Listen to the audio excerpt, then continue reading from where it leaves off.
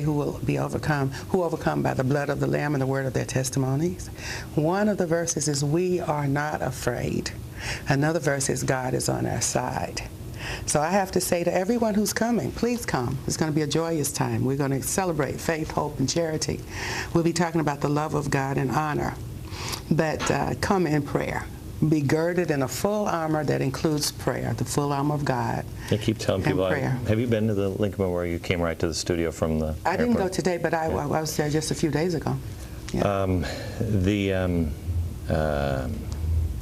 Last night I walked around, I was there about midnight, and these people from all over the country are already starting to assemble, and they were walking around, and it was amazing. And I've told each person that I meet, you come here, you come with your family, and you immediately introduce yourself to somebody else, and you start praying. Yeah. You know, there's got to be almost a bubble around it. A prayer covering. It's a prayer covering. Open heaven and a prayer covering. Yeah.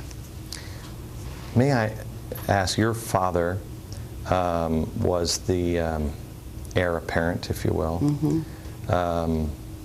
When your uncle died,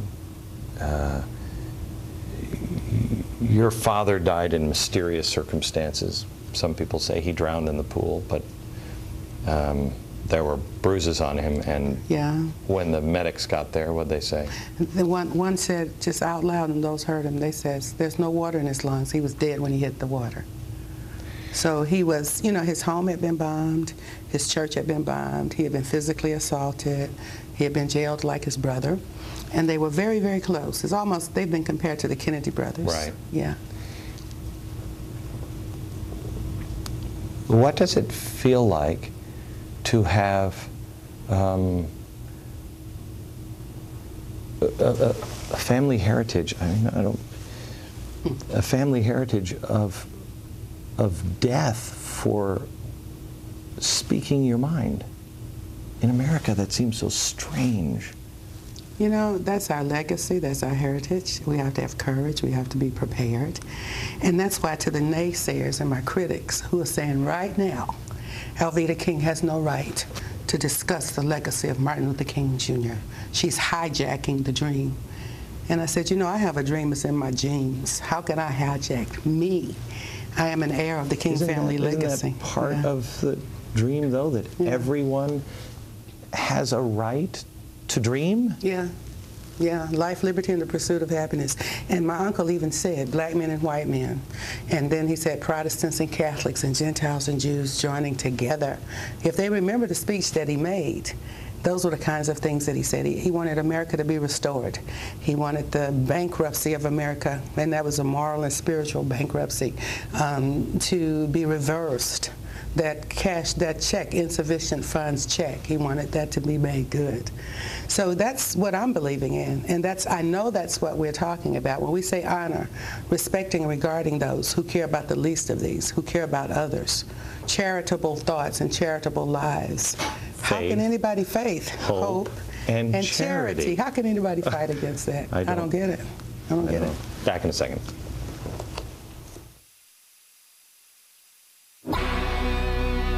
Alveda King is back with us, and she's just almost like showing me a family album here. This is her book, Who Are We in Jesus Christ? And it's in it you talk a little bit about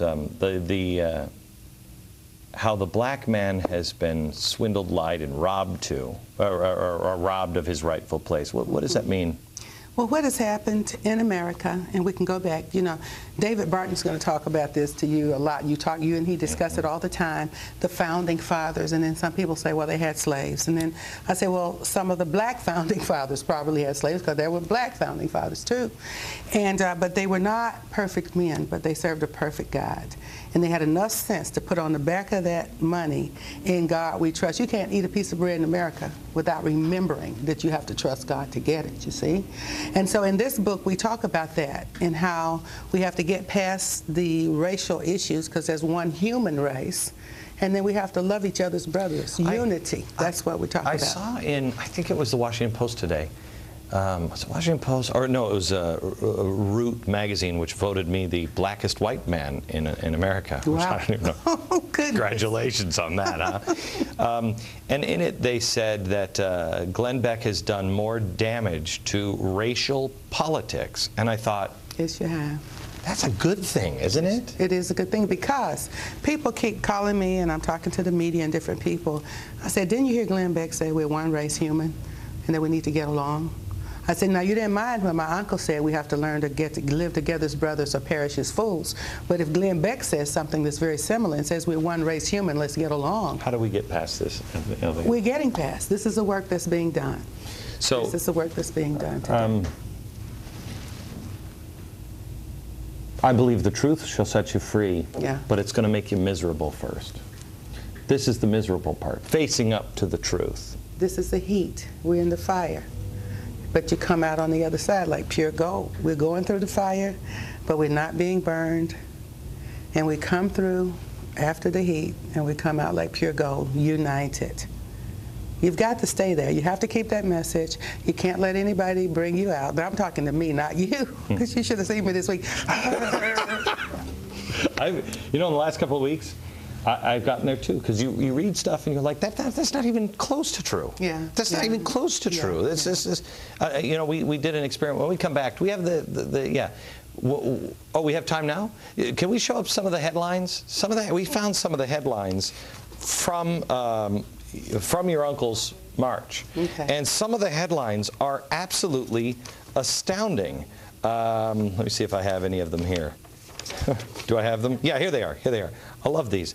Letter to the editor from someone long active in civic affairs. Of all the plans for demonstrations now contemplated, none would be more disastrous than the march of thousands of Negroes upon Washington in August to urge the passage of the administration civil rights bill. Such vague demands of Martin Luther King for all here and now are bound to lead to nothing but disillusion and violence. We had Strom Thurmond calling the demonstration totally unnecessary and totally uncalled for, and it had distorted in the eyes of the whole world the view of freedom as it actually exists in America. Mm-hmm. I mean, the things that were said, what happened? What happened on that day? That was one of the most peaceful marches and experiences. I wasn't there. My parents were there. And, of course, my uncle being the focal point. But as you said there again, he even knew that himself. It wasn't about Martin Luther King Jr. It was about America with the eyes of the world watching. And so it was a very peaceful demonstration, and people were conciliatory and surprised. The people that came, because I've talked to you about this, I've seen, I mean, you went to jail, and your father said, what part of the deal didn't you understand? That's right. Go back and look at nonviolent principles again. Right. Mm-hmm. And so he let you spend the night in jail so you would learn the principles. Yeah. People that marched with your uncle and your father, they understood. Just take it. I mean, they had dogs. They had dogs, guns, billy clubs. You got it. They had it. People in America aren't used to that, and what would be the advice? I mean, I said on the air today, I said, no matter what people say or if people are shouting at you, just link arms and sing a hymn. Sing a hymn, and we'll be doing that too also. I did bring, let me see if I got them. I want to remind everybody as they're coming, nonviolence is not passive, it requires courage. Nonviolence seeks reconciliation, not defeat of an adversary. Nonviolent action is directed at eliminating evil, not destroying an evildoer. That's very important. A willingness to accept suffering for the cause, if necessary, but never to inflict it. A rejection of hatred, animosity, or violence of the spirit, as well as refusal to commit physical violence. And faith that justice will prevail. And that's what people are going to have to come knowing, and we have to be that way all the way through. We do. Back in a second. Alveda King is with us again. She's going to be joining me on the steps of the Lincoln Memorial. She's doing a tribute to her uncle and then some. You don't want to miss it on Saturday from the steps of the Lincoln Memorial. A little humbling for you to stand there where your uncle, I mean, down a few flights, but I mean, goodness. Is that a little, because it's really strange for me. Yeah. But you, with a personal connection, what's that feel like? Well, as a part of the King family legacy, and there's a threefold cord there. The three siblings, Christine King Ferris, Martin Luther King Jr., and Alfred Daniel Williams King, they were bonded. And so our family still lives that way today. And so knowing what the King family legacy really is didn't have anything to do with one man who history decided to make what he became, but a man who feared and loved the Lord. And so that's enmeshed in our legacy. That's who we are. Did you see that Andy Stern from SEIU said the Martin Luther King and the whole civil rights movement, it wouldn't happen if it wasn't for Malcolm X? You needed to have that that violent side. Well, as one who lived through the civil rights movement, marched, went to jail, had the house bombed and everything, it was the mighty hand of God moving on men and women of faith who loved God and loved each other, who were able to move out there. That was the force that did that. The violent side really came under subjection to faith, hope, and charity. It really did, if you go back and look at it through history. And some people say, well, Martin Luther King was killed, Malcolm X was killed, your daddy was killed. But what lived and what remained, those principles are still here.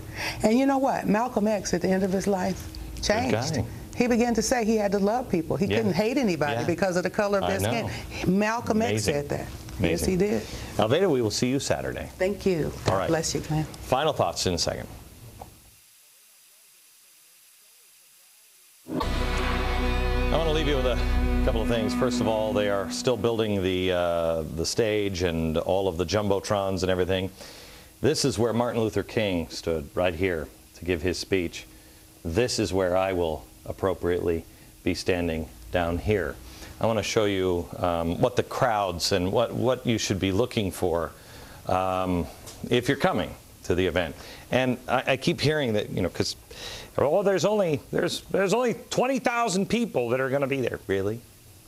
I learned this. See, I fool me once, shame on you. Fool me twice, shame on me. So this time we're going to have an accurate crowd count. I'll explain on Monday how we're doing that. But this is the memorial. This is where it'll be. There are jumbotrons all the way down here, and there are jumbotrons in this field just in case, you know, miracles happen and more people come than we expect. But so you know, if you see the shots from the memorial this weekend, Martin Luther King had 20,000 people here. I'm sorry, 200,000 people here. This is about 200 to 250,000. This is between 3 and 350 approximate. So if you see pictures on Saturday, you'll know Martin Luther King filled it here. 200,000 just by the reflecting pool. Restoring Honor, Saturday from Washington. Good night, America.